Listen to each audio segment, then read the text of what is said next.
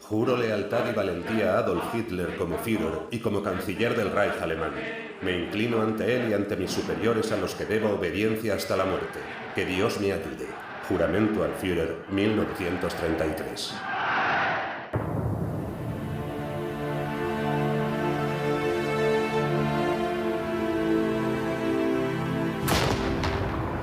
Hasta hoy en día, a Erwin Rommel se le sigue considerando uno de los comandantes más destacados de la Segunda Guerra Mundial.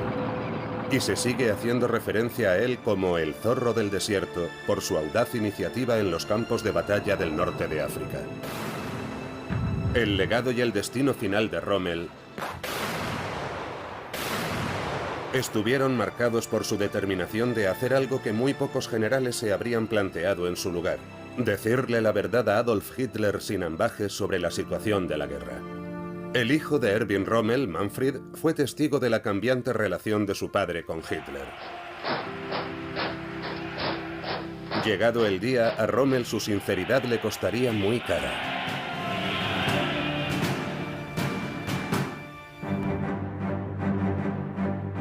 We have interrupted this program to bring you another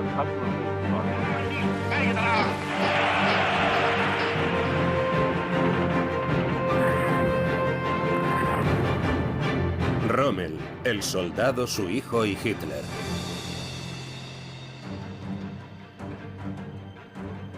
Comienza la leyenda. Al principio, mi padre no tuvo ningún problema con Hitler. Erwin Rommel era muchas cosas. Era un líder brillante tanto a nivel táctico como de operaciones, que al mismo tiempo estaba ciego ante ciertas realidades estratégicas del régimen al que servía. Podía ser amable y generoso y prepotente y tirano a la vez. También fue un teniente muy condecorado y un héroe alemán de la Primera Guerra Mundial. Tras la desmilitarización de las Fuerzas Armadas alemanas después de la Gran Guerra, Erwin Rommel optó por permanecer en el ejército, primero como instructor y más tarde, a mediados de la década de 1930, como escolta militar de Adolf Hitler en los mítines anuales de Nuremberg. Con el paso de los años ascendió a capitán, comandante y coronel. Los caminos de Rommel y Hitler se cruzaron varias veces más antes de que Alemania invadiera Polonia el 1 de septiembre de 1939, lo que daría inicio a la Segunda Guerra Mundial. Donde Erwin Rommel brillaba especialmente era en la guerra acorazada.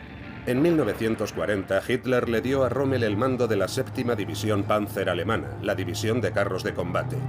Llevó a sus Panzer a una rápida victoria en Francia y hasta el Canal de la Mancha. En febrero de 1941, Rommel fue ascendido a teniente general. La siguiente misión de Erwin Rommel fue la que lo convirtió en una leyenda, la que le valió uno de los apodos más famosos de la historia militar. A Rommel nunca le faltó confianza. Tenía un ego gigantesco.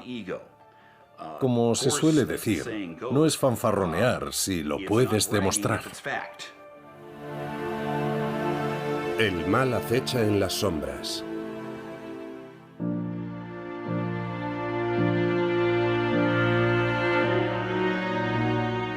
Erwin y Lucy Rommel tuvieron un hijo, Manfred, nacido en 1928.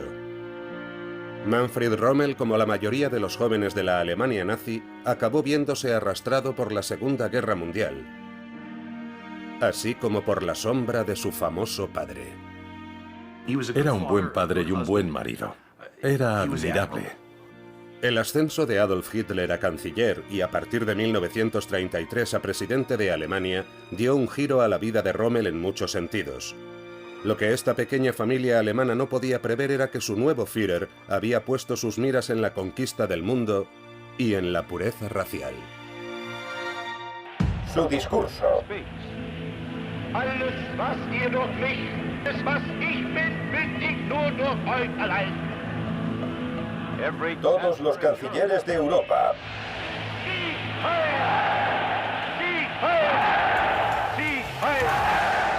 Hitler ascendió al poder diciéndoles a los alemanes que los sacaría de la ruina económica y militar. La situación desesperada del país era resultado de las duras sanciones que se le impusieron en virtud del Tratado de Versalles, con el que se puso fin a la Primera Guerra Mundial. El sentimiento general era que habíamos sido tratados injustamente y él se sirvió de ese resentimiento. Yo soy quien os ayudará a recuperar el orgullo y yo soy quien reparará la injusticia cometida contra vosotros. Alemania había quedado arrinconada, no tenía ninguna posición en el mundo. Ni siquiera se puede decir que fuera el hazmerreír. Era completamente irrelevante, sin más. Pero en Alemania estaba ocurriendo algo más siniestro aún. Erwin Rommel y la mayoría de la población alemana lo fueron descubriendo una vez que la Segunda Guerra Mundial estuvo bien avanzada. Por aquel entonces, Irmgard Schmid estaba en el colegio. La información que recibíamos era ambigua y confusa. Aunque era muy inteligente y tenía facilidad para los idiomas, solo tenía 9 años. Entonces todavía no conocía la palabra ambiguo, ni siquiera en alemán. Pero así era como me sentía, si pienso en aquellos días. Nos llegaba información de todos lados. Había carteles, llegaban los soldados y decían que Alemania era la más grande y también nuestro querido Führer. Auf seiner Fahrt an die Front vor Warschau begrüßt der Führer seine Leibstandarte, die sich bei den Harz-Kämpfen. Mi padre decía Heil Hitler todas las mañanas. Teníamos que decir Heil Hitler 7 veces al día y tenía que demostrar que me sabía todas las canciones en alemán. Extendía el brazo y cantaba.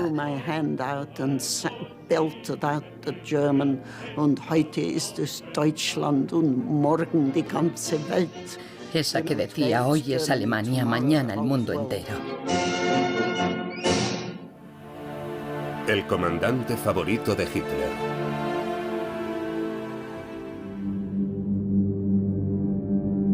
En 1939, nadie quería una guerra excepto Adolf Hitler. A principios de 1941, tras la conquista de la mayor parte de Europa Occidental, Adolf Hitler destinó a su flamante teniente general Erwin Rommel al norte de África. Rommel recibió el mando de 2 divisiones Panzer. El Afrika Korps de Rommel, un cuerpo militar recién nombrado, iba a combatir contra los británicos en el desierto. Antes de partir hacia África, Rommel y Hitler se reunieron. No hubo ningún desencuentro en su relación en 1941, cuando Rommel asumió el mando del Afrika Korps. Eso iba a cambiar con el tiempo. La relación de Rommel con Hitler, antes de ser enviado al norte de África con el Afrika Korps, era la de un subordinado y su superior. Rommel no cuestionaba en forma alguna la autoridad de Hitler y se convirtió en un favorito del Führer. Desde el principio, la conexión entre Hitler y Rommel se basó en las experiencias que tenían en común.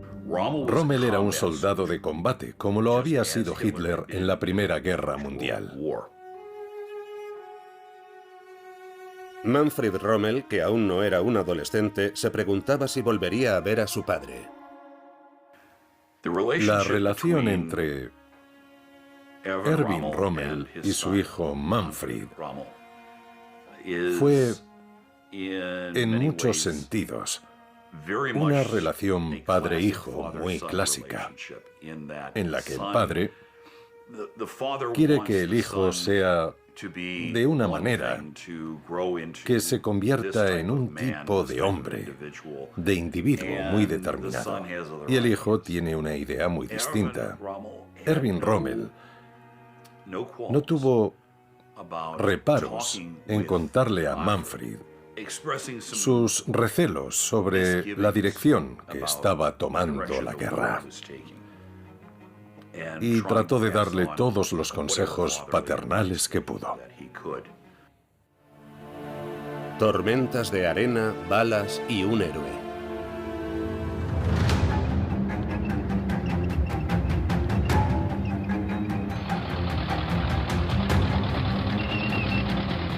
Erwin Rommel siempre quiso liderar. En el norte de África tuvo una oportunidad más de hacerlo. Quería un mando de combate. Había sido oficial de combate en la Primera Guerra Mundial y se le había dado especialmente bien. Le encantaba y quería volver a la acción. Además, no le faltaba valor y le gustaba liderar desde el frente.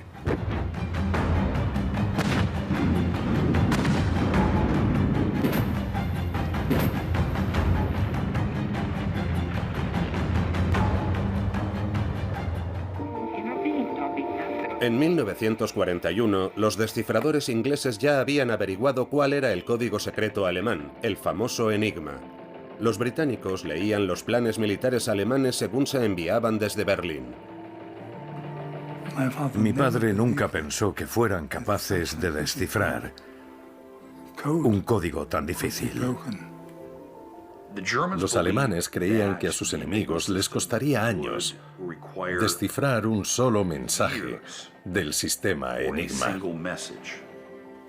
La cuestión es que, en tiempos de guerra, te puedes equivocar con cualquier suposición o presunción que hagas sobre las capacidades del enemigo. El cariño del pueblo alemán.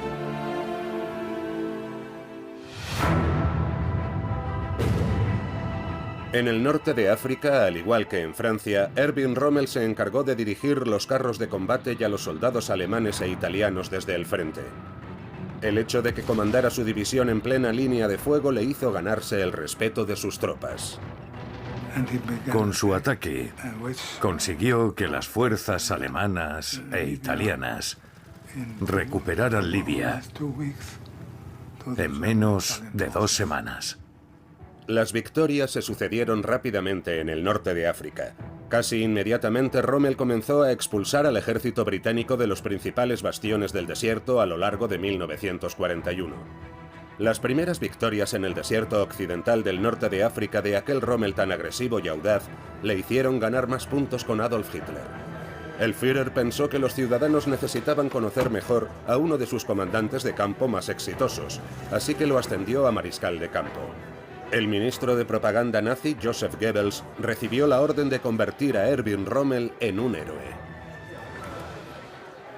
El ministro de propaganda alemán comenzó a montar una campaña para erigir y mantener la imagen de Rommel ante el pueblo alemán.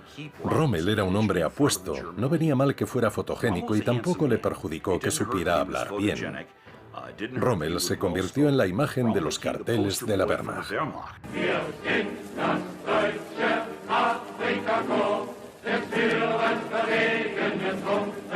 El nuevo rostro de la victoria del ejército alemán proporcionó una muy necesaria inyección de moral en el frente a medida que la guerra avanzaba hacia 1942. Las relaciones entre mi padre y Hitler seguían siendo bastante buenas. Mi padre no venía tan a menudo a Alemania y Hitler no interfería en sus tácticas, porque la guerra de África era una guerra muy rápida. Marschall Rommel ist tot. Der Held von Afrika.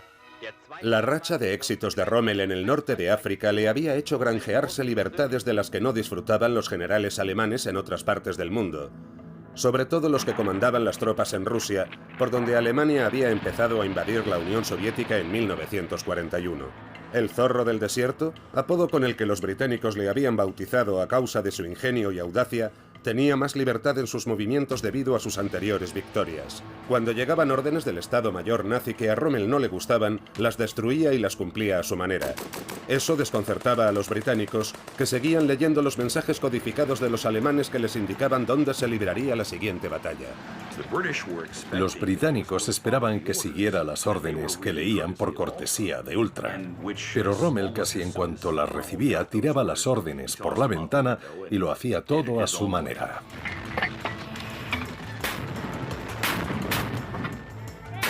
A finales de 1942 los aliados empezaron a cambiar las tornas en el norte de África. Pérdida, arrepentimiento y realidad. Han roto las líneas de defensa. Nuestros carros de combate ligeros estaban a 60 kilómetros de la línea de Rommel y consiguieron atravesarla. Los primeros éxitos de Rommel se desvanecieron, sobre todo debido a que los británicos recibieron muchísimos más suministros y a que Estados Unidos había entrado en la guerra. Y a principios de noviembre de 1942 se unieron a las fuerzas de Reino Unido en el norte de África. La artillería consigue golpear las posiciones del enemigo. Un impacto directo contra un cañón de 88 milímetros. Erwin Rommel, como mariscal de campo, les rogó a los dirigentes alemanes que les concedieran más recursos para poder recuperar la racha victoriosa, pero se encontró con el silencio. Mi padre hizo una larga lista de peticiones para Hitler, entre ellas que enviara los nuevos tanques a África. Pero no se hizo nada. Hitler se había desentendido. Era casi como si no le importara. El norte de África era secundario. Esperaba que la guerra terminara a finales de 1942. La superioridad de los británicos era tan abrumadora y la estrategia se calculó de forma tan cuidadosa y exigente que los alemanes no tuvieron opción. El Afrika Korps de Rommel atacó. A pesar de la escasez de material y de hombres, Erwin Rommel dirigió heroicamente la lucha para reconquistar el norte de África. Las probabilidades eran ínfimas, incluso para el legendario zorro del desierto. Para el enemigo, la situación empeora. Rommel empezó a sufrir episodios de depresión con frecuencia, tenía insomnio, la presión arterial baja y padecía dolores de cabeza e ictericia. Pese a las enfermedades y las derrotas, el prestigio de Erwin Rommel no dejó de aumentar. Rommel les daba 1000 vueltas a todos. El enemigo no conseguía tomarle la medida.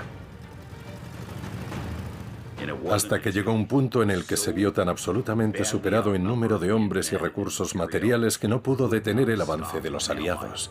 Al final se vio obligado a retirarse del norte de África. Habiendo perdido el norte de África, Erwin Rommel regresó a Alemania. Mi padre fue a Rastenburg a ver a Hitler por iniciativa propia. Y le dijo: mi Führer, tenemos que renunciar a África. No es posible hacer nada en estas circunstancias.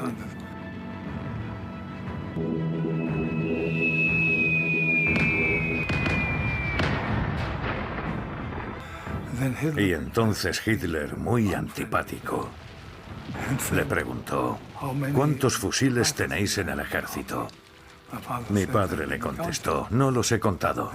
Y Hitler le dijo: ah, qué maravilloso general, que ni siquiera sabe cuántos rifles tiene. A lo que mi padre le espetó: lo mejor será que vengas a África y nos enseñes a luchar contra Montgomery con un Karabiner 98.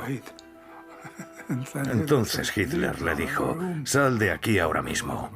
Y mi padre salió y Hitler corrió tras él para que volviera. Todos estaban muy nerviosos. La relación empezaba a agriarse.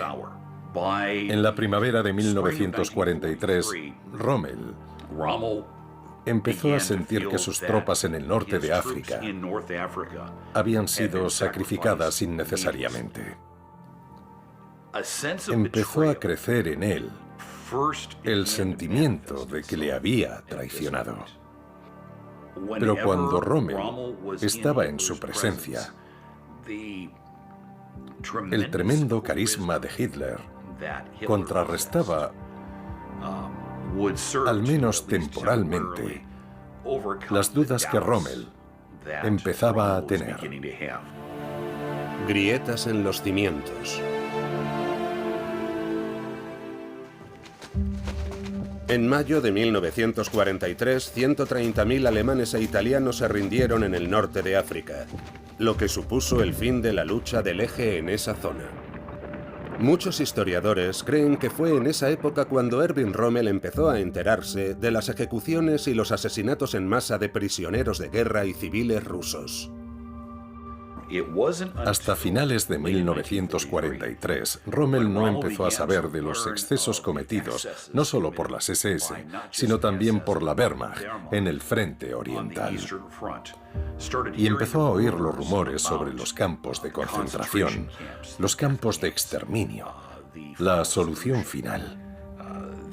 Y fue entonces cuando su relación con Hitler empezó a tornarse, no diría solo agria, sino más bien hostil. Ese era el Adolf Hitler que Erwin Rommel no conocía, pero que empezaba a atisbar. Nos pasábamos muchas horas ahí plantados. No tenía libros ni podíamos ir al cine. Aquello no era propaganda. Estaba en tercer o cuarto curso. Todo aquello que se organizó para exterminar a los judíos se ocultó bastante bien, por lo que la mayoría de la gente no sabía nada al respecto. Cuando mi padre descubrió todos esos crímenes, dijo que aquello sería un tremendo dilema y que sería imposible llegar a un acuerdo de paz razonable.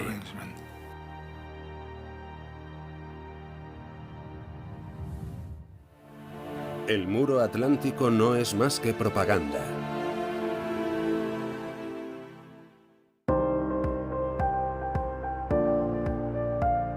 Tras negársele otro mando en Italia, Rommel sería finalmente puesto a cargo de la defensa de Europa Occidental. El escenario estaba preparado para el enfrentamiento final entre Hitler y Rommel. Sin embargo, antes de que eso ocurriera, en febrero de 1943, los alemanes luchaban en el frente oriental por el control de Stalingrado en la célebre batalla. Boris Elaun, combatiente ruso, fue testigo directo de ese cruento combate. Stalingrado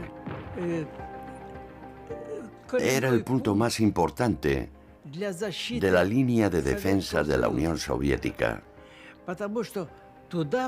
El mariscal Georgi Zhukov vino y dirigió el ejército en persona. Así de importante era aquel punto estratégico. Se desplegó una fuerza sin precedentes para proteger Stalingrado. Los alemanes fueron bombardeados día y noche. Muchos historiadores consideran que ese invierno de lucha encarnizada fue el punto de inflexión de la Segunda Guerra Mundial. Los alemanes y las potencias del eje sufrieron más de 800.000 bajas. Tras la batalla de Stalingrado, los rusos comenzaron a hacer retroceder a los alemanes en la Unión Soviética. Erwin Rommel y Adolf Hitler observaron los resultados desde Rusia. Ambos sabían que era solo cuestión de tiempo que los aliados abrieran su tan esperado segundo frente en Europa Occidental. Como ya había coincidido con los británicos y los estadounidenses en el norte de África, al mariscal de campo Erwin Rommel se le concedió el mando de la defensa de Europa Occidental. Allí, Adolf Hitler tenía que defender el conocido como Muro Atlántico, una sucesión de fortificaciones fijas que se extendían a lo largo de más de 2.500 kilómetros desde Noruega hasta la frontera con España. Hitler creía que esos emplazamientos defensivos detendrían cualquier intento de invasión de Europa Occidental por parte de los británicos. Lo que Erwin Rommel descubrió al inspeccionarlo fue que el muro atlántico de Hitler solo existía en los sueños del Führer. Mi padre tenía una idea bastante realista de las tácticas y de la forma de combatir de los aliados. Rommel se dio cuenta de que si los alemanes querían frenar una invasión en el oeste, tenían que hacerlo directamente en la costa en las primeras 24 horas de batalla, sin dejar que el ejército aliado desembarcara en Europa Occidental. Otros no estaban de acuerdo con la estrategia de Rommel de detener a los aliados en el agua. Mi padre no fue muy convincente, como es obvio. El mariscal de campo von Rundstedt todavía creía en el gran peligro de las fuerzas móviles. Cuando se le otorgó el mando en Francia a finales de 1943, Erwin Rommel ya tenía claro cómo terminarían las cosas para Alemania en la Segunda Guerra Mundial. Mi padre estaba absolutamente seguro de que Alemania no podía ganar la guerra de ninguna manera. Rommel esperaba que la invasión aliada se produjera en algún punto de la costa de Francia, dado que aquellas playas eran las más adecuadas para un desembarco. Se reforzaron las fortificaciones y se construyeron otras nuevas. Se colocaron cientos de miles de minas y se construyeron miles de obstáculos en la costa francesa. Se edificaron búnkeres y nidos de ametralladoras para destruir las embarcaciones de desembarco antes de que llegaran a la costa. Se establecieron todo tipo de barreras frente a la orilla para intentar ralentizar a los soldados que entraran desde allí y a la espalda de las posibles playas de desembarco para causar estragos entre los paracaidistas y planeadores. Al menos el muro atlántico ya no era una mera ficción. Rommel trasladó su cuartel general desde París y lo acercó a 60 kilómetros de lo que creía que serían las líneas del frente en la costa de Francia. Dirigiría la defensa del oeste desde este castillo del siglo XII con vistas a la orilla norte del río Sena, en la Roche-Guyon. Al menos ese era su plan. En la primavera de 1944, la lógica indicaba que el asalto aliado se produciría en el paso de Calais, el punto más estrecho entre Francia e Inglaterra, donde el Canal de la Mancha solo tiene 30 kilómetros de ancho. Y eso era lo que los aliados querían que pensaran Rommel y Hitler. Incluso idearon un ingenioso plan para que así lo creyeran. Fortaleza.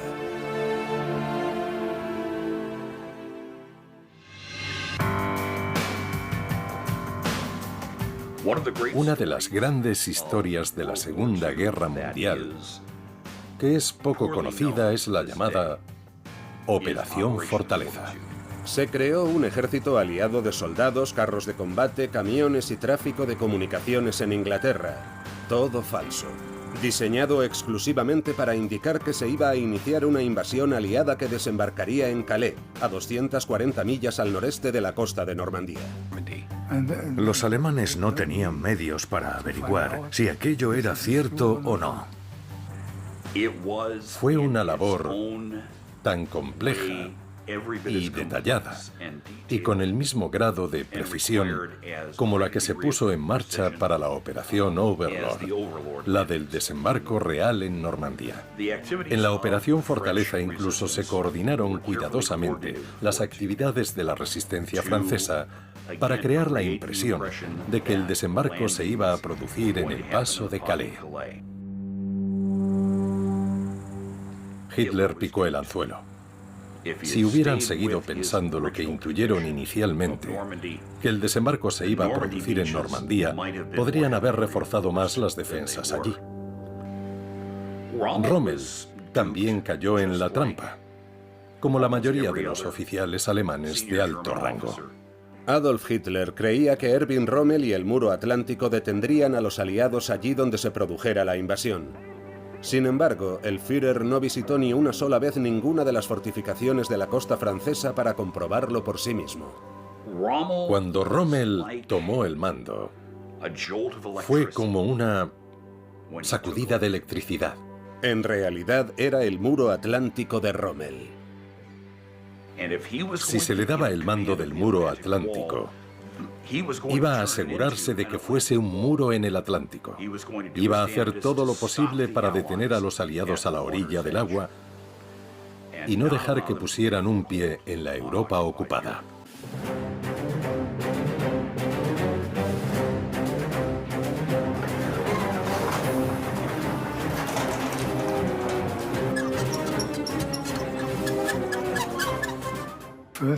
El primer paso de la fortificación de la costa fue establecer las posiciones para la infantería y para los campos de minas, basándose en su experiencia en África, y después distribuir a la división acorazada en diferentes puntos de la costa para que pudieran intervenir ese mismo día o noche.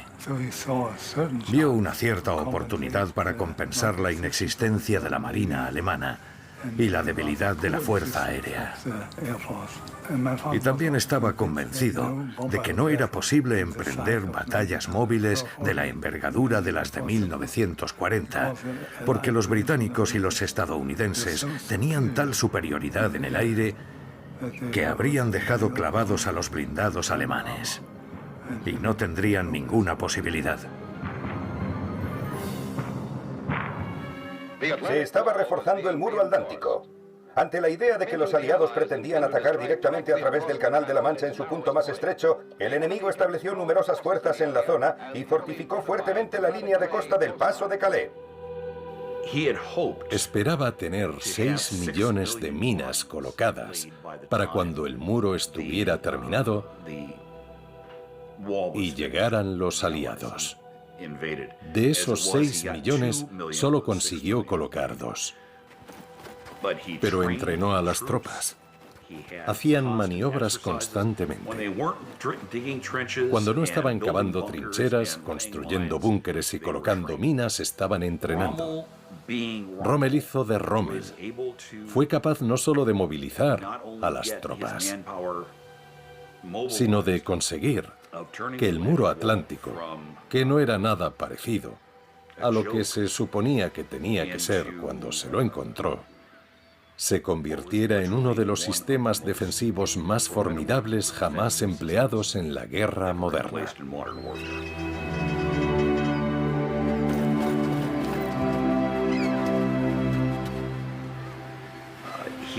Ideó varios diseños diferentes para los obstáculos de la playa, para las minas, para la detonación de las minas y los campos de minas, y para los búnkeres de vigilancia y de defensa. Hacía un boceto de lo que tenía en mente y se lo entregaba a sus subordinados para que lo hicieran realidad. En vista de nuestras robustas instalaciones, del excelente espíritu de nuestras tropas y de las nuevas armas que se han puesto en nuestras manos, podemos esperar los próximos acontecimientos con gran tranquilidad y no preocuparnos ni un segundo sobre si irá bien o mal. No me cabe duda de que irá bien, y no creo que los británicos vuelvan a intentarlo si tratan de desembarcar aquí. Hizo muchas fortificaciones él mismo. Mostró tener mucha iniciativa e imaginación. Se encargaba de gestionarlo todo. Recorrió Francia comprobando que se hubieran cumplido sus órdenes. Muchas de las playas se habían fortificado muy bien en muy poco tiempo. En 1944, al mariscal de campo Erwin Rommel se le estaba acabando el tiempo cuando mayo dio paso a junio. Había hecho todo lo posible, incluida la incorporación de la aguerrida división de infantería alemana 352 a la costa de Normandía. El día D y los días oscuros.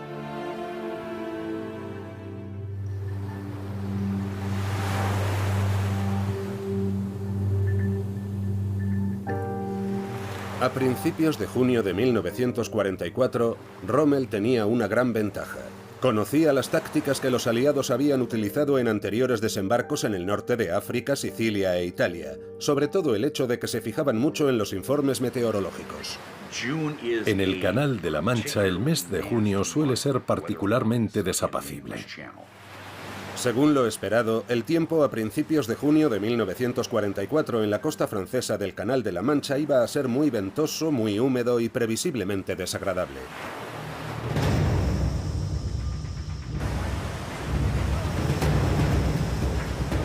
Sin embargo, los meteorólogos aliados vieron algo de lo que los meteorólogos alemanes no se percataron. Que los elementos iban a concederles una tregua de 48 horas a partir del 6 de junio. El comandante supremo de las potencias aliadas, el general Dwight Eisenhower, dio la orden. El día D. La decisión de lanzar las operaciones Neptuno y Overlord en condiciones poco adecuadas dejaría perplejo al mariscal de campo. La elección de Normandía también le sorprendió. El desembarco no iba a producirse en el Paso de Calais. Se sorprendió mucho, porque confiaba en la opinión experta de la Kriegsmarine, la Marina alemana, de que nadie podía desembarcar en esas condiciones meteorológicas. Fue una decisión muy valiente del general Eisenhower y muy acertada. La Marina no estaba desplegada y la Fuerza Aérea se negó a salir. Dijeron que con ese clima no valía la pena que sacaran sus máquinas. De manera que las primeras en avistar la invasión fueron las tropas de infantería, lo que resulta absolutamente extraordinario. Pero lo que empeoró mucho las cosas para los alemanes en la mañana del 6 de junio de 1944 fue que el comandante del muro atlántico ni siquiera estaba en Francia. Erwin Rommel decidió que era un buen momento para regresar a su casa en Herrlinge, en Alemania, y cumplir dos objetivos, uno personal y otro profesional. Tenía la intención de reunirse con Hitler para reiterarle lo que significaría que Normandía cayera. También quería visitar a mi madre, que cumplía 50 años.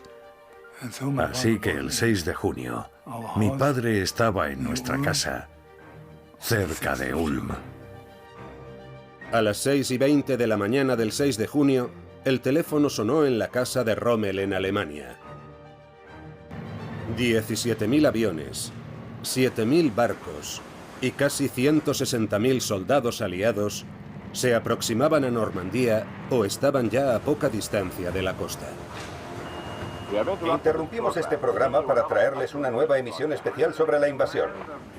Bajo el mando del general Eisenhower, las fuerzas navales aliadas apoyadas por fuertes fuerzas aéreas al mando del Gran Montgomery de Egipto y África del Norte, han atacado a lo largo de kilómetros de la costa francesa para eliminar la tiranía nazi sobre los pueblos oprimidos de Europa y brindarnos seguridad en un mundo libre. Dijo que habíamos tardado 24 horas en saber lo que estaba pasando.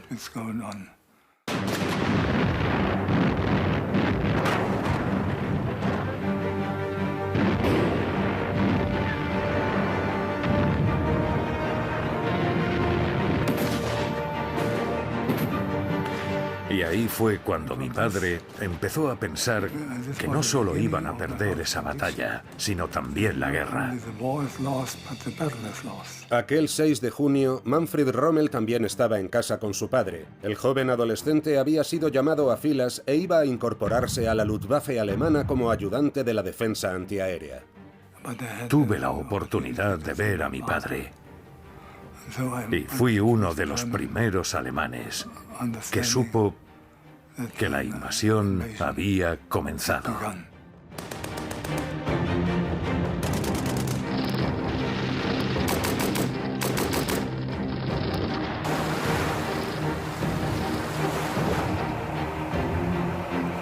Manfred fue testigo de la reacción inicial de su padre ante los informes del desembarco de Normandía.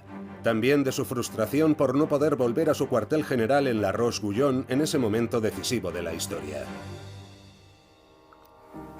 No le gustó nada, en absoluto.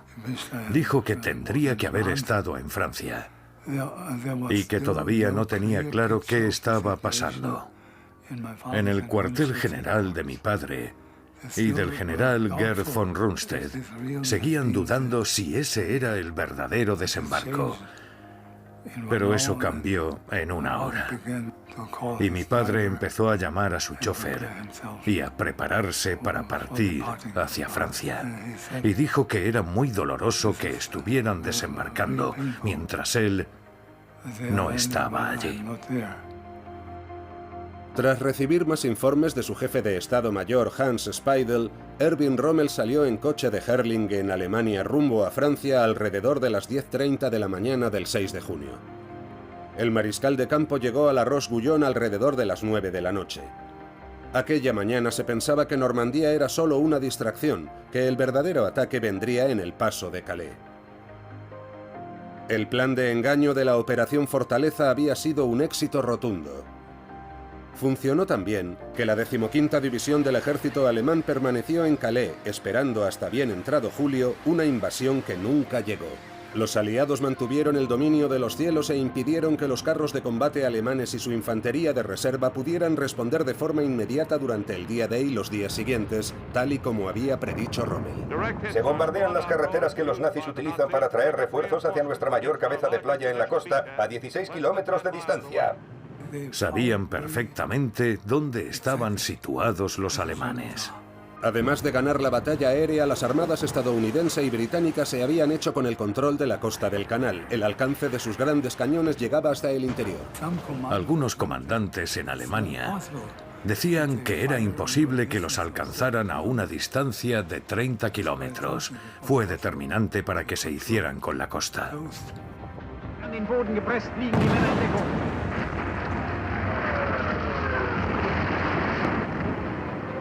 Los aliados habían conseguido desembarcar 156.000 soldados en tierra y se habían adentrado una media de entre 6 a 9 kilómetros hacia el interior. El 7 de junio, Rommel llegó a Normandía para comprobar por sí mismo la situación desesperada en la que se encontraban.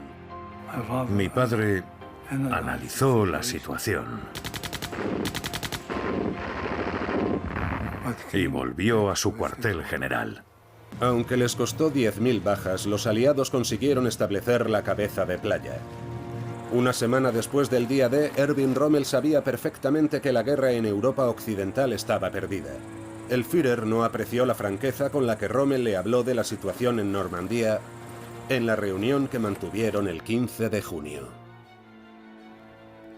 Mi padre no descartaba que Hitler pudiera rendirse ante la evidencia de que no había esperanza. No podemos ganar la guerra. Mi Führer, no es posible. Hay que retirarse. Y entonces Hitler le dijo a mi padre, lo entiendo, pero yo no voy a firmar la paz con nadie. Y eso hizo. Mucha gente tuvo que descubrir que Hitler prefería llevar a los alemanes al desastre antes que dar su brazo a torcer. Y es aterrador pensar que estuvo a punto de conseguirlo. La realidad de la situación.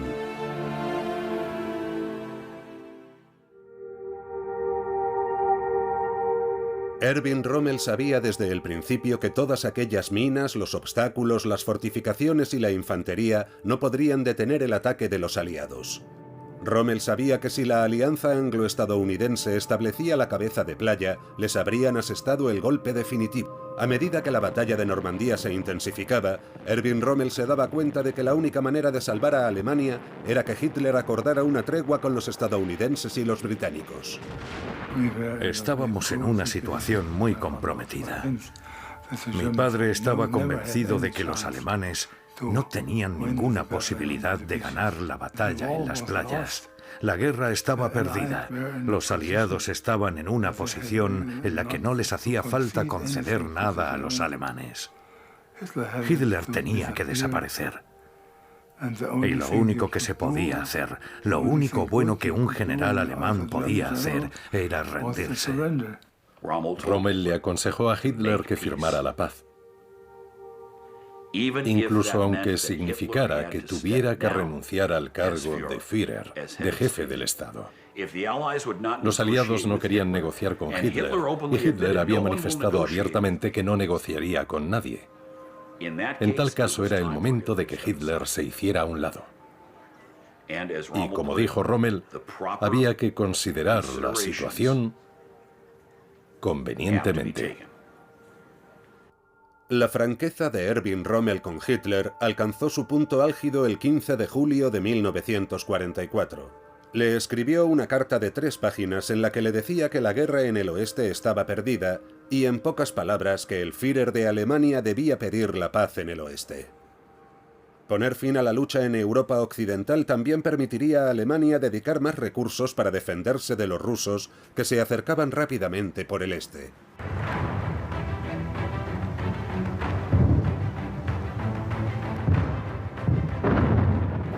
Era lo único que estaba en su mano. No podía hacer otra cosa. Rommel no podía permanecer en silencio y ver cómo la Alemania que amaba era destruida en el nombre de un líder que había llegado a detestar. Circulaban rumores de que había otros alemanes que querían que Adolf Hitler desapareciese, pero no pidiendo su renuncia, sino asesinándolo. Un pequeño grupo estaba urdiendo un plan para matar a Hitler en el verano de 1944. La gran mayoría era pasiva. En el Tercer Reich, uno no podía decirle a su amigo que había pensado que lo mejor era matar a Hitler y hacer una revolución, porque podía ocurrir que tu amigo fuera tan patriota que decidiera denunciarte a la policía. Además, el movimiento de resistencia alemán estaba compuesto por oficiales del Estado Mayor, de la policía, de la élite, que creían saber que no estaban cayendo en manos de traidores. Pero hablar en público con la gente era un suicidio.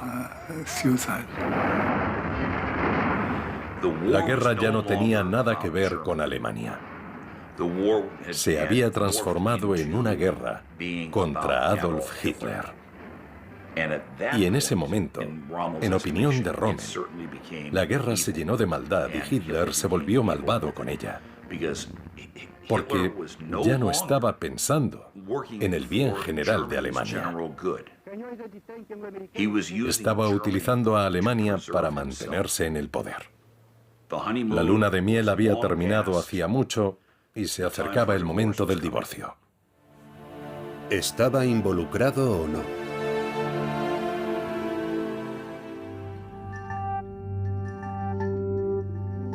Erwin Rommel no estaba a favor de matar al líder de Alemania. El juramento de Rommel de servir a su país estaba por encima de cualquier complot para cometer un magnicidio. Él quería que Hitler se fuera, pero no le parecía que asesinarlo fuera una opción. Creía que Hitler debía entregar primero a Alemania a los aliados occidentales y luego someterse a un juicio. En 1944 a Rommel no se le pasaba por la cabeza formar parte de una conspiración de asesinato, pero sí sabía que había algunos oficiales alemanes que estaban a favor de matarlo. Ahí fue cuando la cosa se complicó. La idea de asesinar a un jefe de Estado era algo que Erwin Rommel habría aborrecido. No se le habría pasado por la cabeza. Es un acto claramente ilegal. No es la forma en que los alemanes hacen las cosas. A ojos de Rommel, fue simple y llanamente una traición. Estaba dispuesto a aceptar que Hitler fuera arrestado y destituido de su posición como Führer del Tercer Reich, pero no a tolerar un asesinato. Es la diferencia entre una acción legal y una ilegal. El fin de la guerra de Rommel.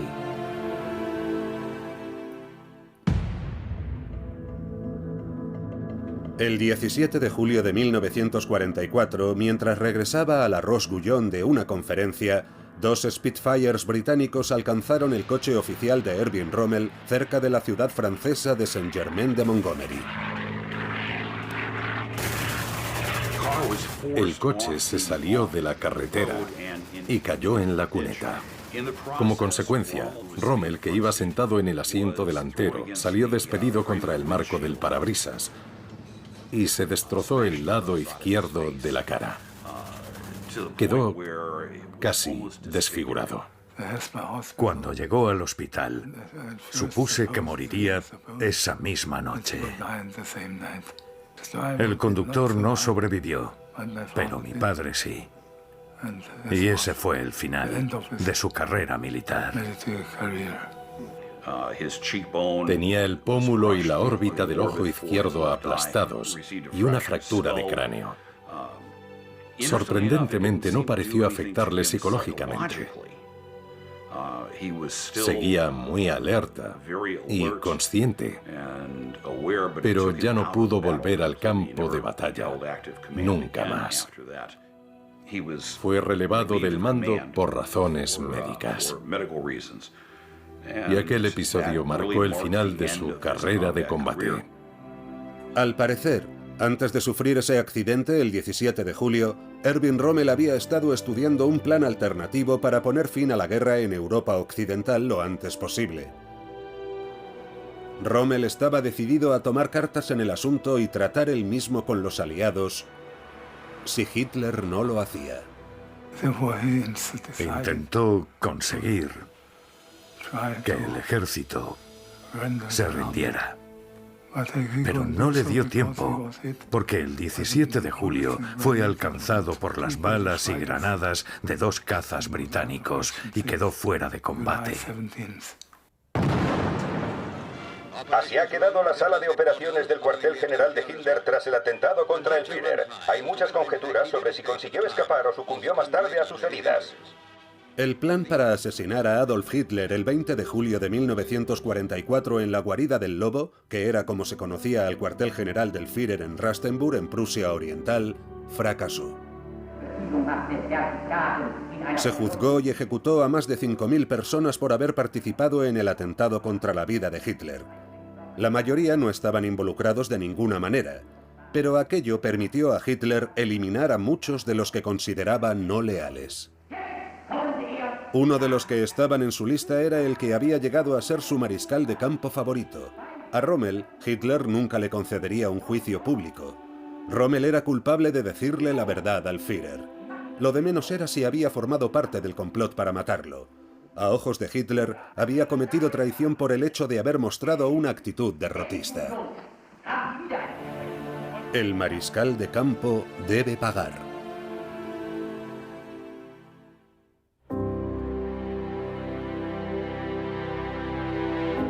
En otoño de 1944, Erwin Rommel estaba convaleciente en su casa de Herrlingen, Alemania, y descubrió cómo Hitler había decidido hacer justicia con él. Cuando Erwin Rommel se levantó en la mañana del 14 de octubre de 1944, no tenía ni idea de que era su último día en la Tierra. Hacia el mediodía, llegaron 2 oficiales, generales de las SS, para informarle de que un tribunal militar había concluido que era culpable de actuar contra el Führer y contra el interés de la patria. Se le dieron 2 opciones. Uno de los generales había traído un frasco de cianuro. Podía tomarse el cianuro y suicidarse, y no se adoptaría ninguna medida contra Lucy o Manfred. Además, se le daría un funeral de Estado y no se mencionaría en absoluto nada que Hitler desaprobara sobre él. O bien, podía impugnar los cargos y ser llevado ante un tribunal popular. No se salía del tribunal popular con una absolución. La única cuestión era ver cuánto de circo y farsa había en el proceso antes de que se declarara la culpabilidad y se dictara la sentencia de muerte. Fue un momento hablar con Lucy para decirle que en un cuarto de hora estaría muerto, que había 2 hombres fuera que habían traído veneno y que ese era el precio que tenía que pagar por haberle dicho la verdad a Hitler. Así que Rommel le pidió a Manfred que fuera fuerte y que cuidara de su madre. Y luego se fue con los 2 generales de las SS. A unos cientos de metros de la carretera se pararon a un lado. Los 2 generales salieron del coche y se alejaron un poco. Rommel se tomó el veneno. Cuando volvieron, estaba jadeando, ya inconsciente y casi muerto. En pocos minutos, falleció. Numa cerimônia oficial, o povo alemão despede-se do mais bravo de seus generais. Se le dio un funeral de Estado. El mariscal de campo von Rundstedt dio un discurso que estaba guionizado por el departamento de propaganda de Goebbels. Com ele, assim disse o Führer numa ordem do dia. Se vio obligado a afirmar que el corazón de Rommel pertenecía al Führer, lo que por supuesto era una absoluta tontería. Pero Rommel había hecho lo más honorable, era la única opción que tenía realmente. Adolf Hitler había logrado deshacerse de uno de los únicos generales que se atrevió a decirle la verdad sobre la guerra. Las consecuencias.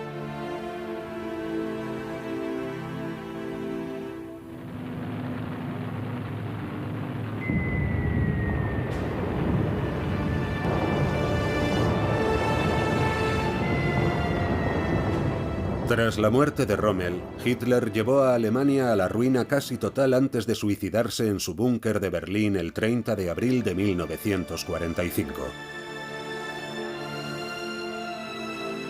Para entonces, varios millones de alemanes más habían muerto innecesariamente y la Unión Soviética se disponía a reclamar la mitad de Alemania como propiedad comunista.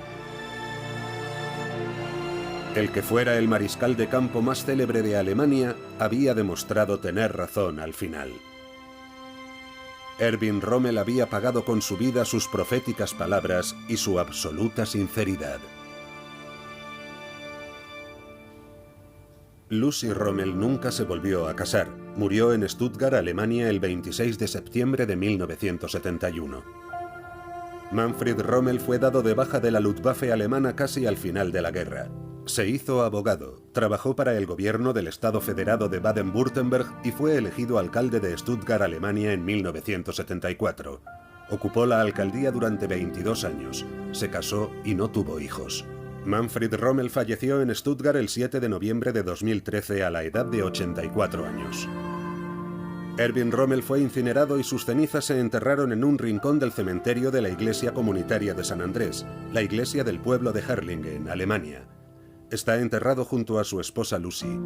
En la tumba del mariscal de campo siempre hay flores frescas.